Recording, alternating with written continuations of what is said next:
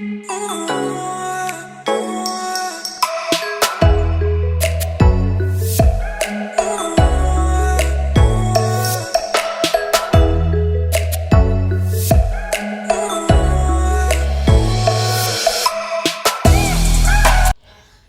Gail. Alright, so this is the passport that just came back from Jamaica. As you can see, the cover is very thin.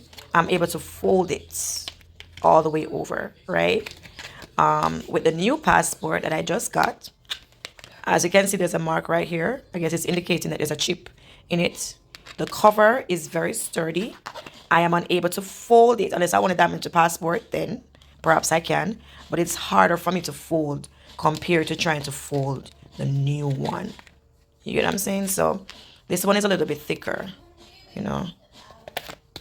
Same, I think probably the same size, but the cover is a little bit different. And then her old case, I'm unable to put this onto her new passport. You know, I mean it goes in, but it's not closing properly. So, okay.